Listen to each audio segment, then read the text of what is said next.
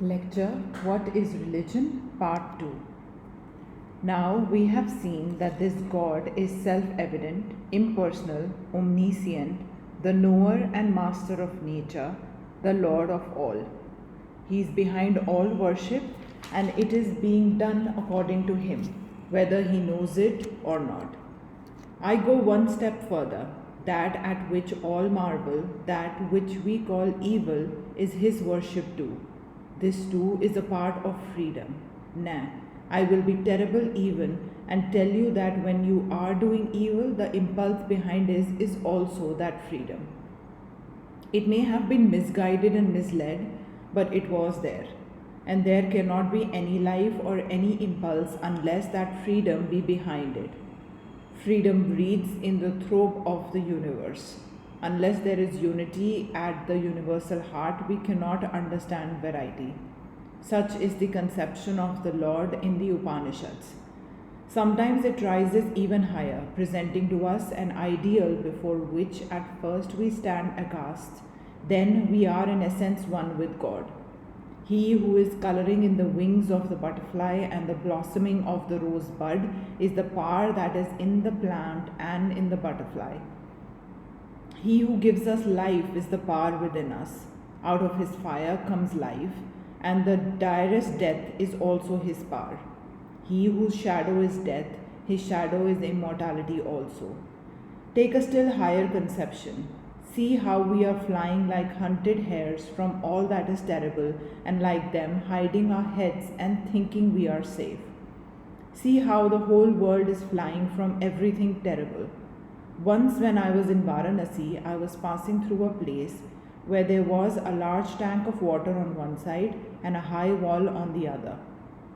It was in the grounds where there were many monkeys. The monkeys of Varanasi are huge brutes and they are sometimes surly. They now took it into their heads not to allow me to pass through their street, so they howled and shrieked and clutched at my feet as I passed. As they pressed closer, I began to run, but the faster I ran, the faster came the monkeys and they began to bite at me. It seemed impossible to escape, but just then I met a stranger who called out to me, "Face the brutes." I turned and faced the monkeys and they fell back and finally fled. This is the lesson for all life. Face the terrible, face it boldly. Like the monkeys, the hardship of life fall back when we cease to flee before them. If we are ever to gain freedom, it must be by conquering nature, never by running away. Cowards never win victories. We have to fight fear and troubles and ignorance if we expect them to flee before us. What is death? What are terrors? Do you not see the Lord's face in them? Fly from evil and terror and misery, and they will follow you. Face them, and they will flee. The whole world worships ease and pleasure, and very few dare to worship that which is painful. To rise above both is the idea of freedom. Unless man passes through this gate, he cannot be free. We all have to face these. We strive to worship the Lord, but the body rises between, nature rises between Him and us and blinds our vision.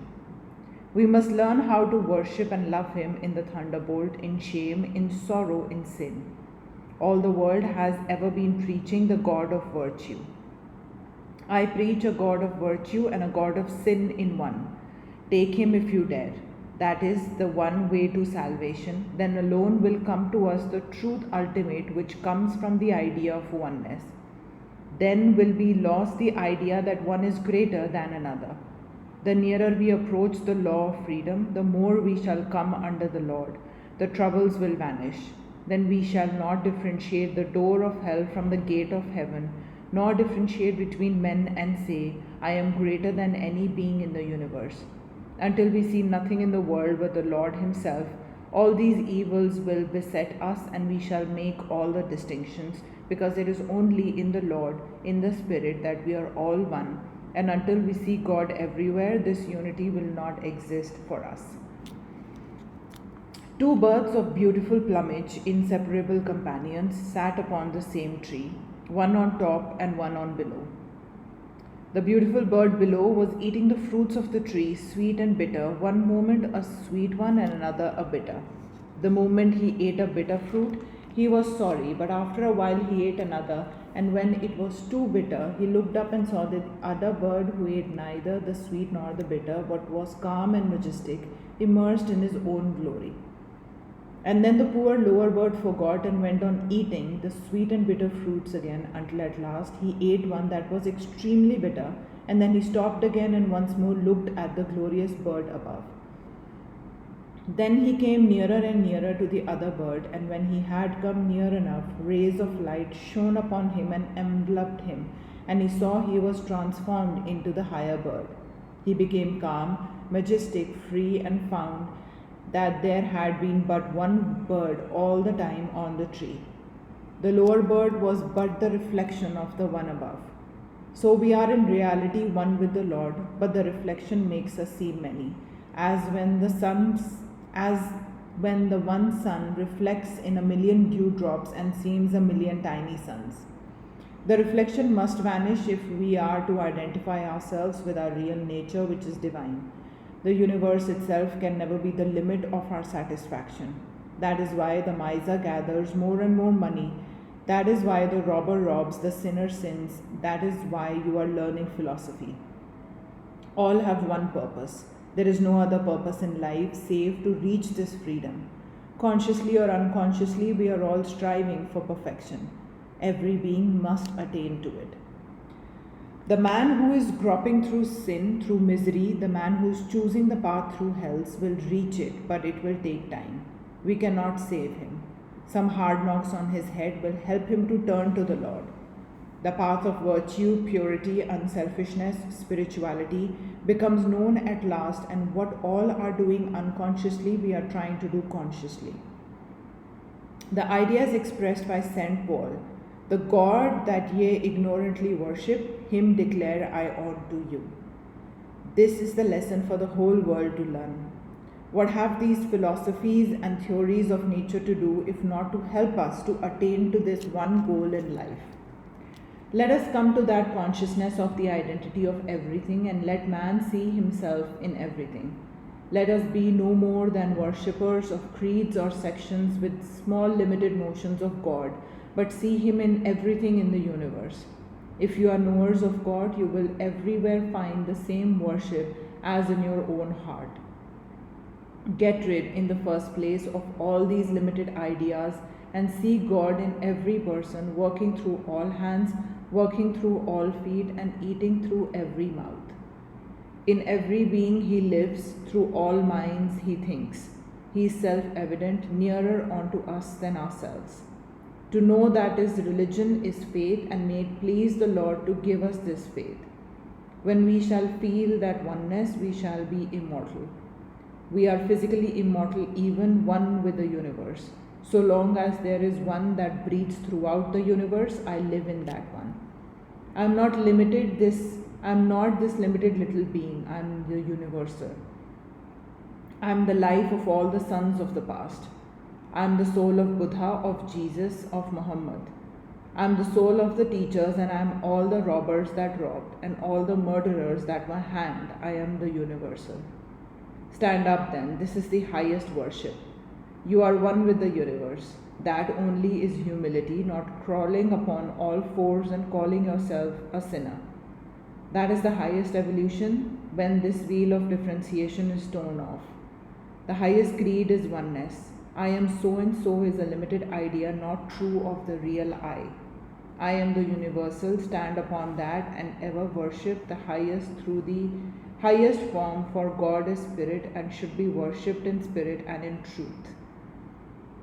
Through lower forms of worship, man's material thoughts rise to spiritual worship, and the universal infinite one is at last worshipped in and through the spirit. That which is limited is material. The spirit alone is infinite. God is spirit, is infinite. Man is spirit and therefore infinite, and the infinite alone can worship the infinite. We will worship the infinite, that is the highest spiritual worship. The grandeur of realizing these ideas, how difficult it is. I theorize, talk, philosophize, and the next moment something comes against me and I unconsciously become angry. I forget there is anything in the universe but this little limited self. I forget to say I am the spirit. That is this trifle to me. I am the spirit. I forget it is all myself playing. I forget God. I forget freedom. Sharp as the blade of a razor, long and difficult and hard to cross is the way to freedom. The sages have declared this again and again. Yet do not let these weaknesses and failures bind you. The Upanishads have declared, arise, awake, and stop not until the goal is reached. We will then certainly cross the path, sharp as it is, like the razor, and long and distant and difficult though it may be. Man becomes the master of God and demons. No one is to blame for our miseries but ourselves. Do you think there is only a dark cup of poison if man goes to look for nectar? The nectar is there and is for every man who strive to reach it. The Lord himself tells us, give up all these paths and struggles. Do thou take refuge in me, I will take thee to the other shore, be not afraid. We hear that from all the scriptures of the world that come to us. The same voice teaches us to say, thy will be done upon earth as it is in heaven, for thine is the kingdom and the power and the glory. It is difficult, all very difficult. I say unto myself, this moment I will take refuge in thee, O Lord. Unto thy love I will sacrifice all, and on thine altar I will place all that is good and virtuous. My sins, my sorrows, my actions, good and evil, I will offer unto thee. Do thou take them, and I will never forget. One moment I say, thy will be done, and the next moment something comes to try me, and I spring up in a rage. The goal of all religions is the same, but the language of the teachers differ. The attempt is to kill the false I so that the real I, the Lord, will reign. I, the Lord, thy God, am a jealous God. Thou shalt have no other gods before me, say the Hebrew scriptures. God must be there all alone. We must say, not I, but thou. And then we should give up everything but the Lord. He and He alone should reign. Perhaps we struggle hard, and yet the next moment our feet slip, and then we try to stretch out our hands to Mother. We find we cannot stand alone. Life is infinite, one chapter of which is Thy will be done, and unless we realize all the chapters, we cannot realize the whole. Thy will be done. Every moment the traitor mind rebels against it, yet it must be said again and again if we are to conquer the lower self. We cannot serve a traitor and yet be saved. There is salvation for all except the traitor, and we stand condemned as traitors against our own selves, against the majesty of Mother, when we refuse to obey the voice of our higher self. Come what will, we must give our bodies and minds up to the supreme will. Well has it been said by the Hindu philosopher, if man says thrice, thy will be done, he commits sin. Thy will be done, what more is needed when say it twice. What is good, no more shall we take it back. Thy will be done on earth as it is in heaven, for thine is the kingdom and the power and the glory for evermore.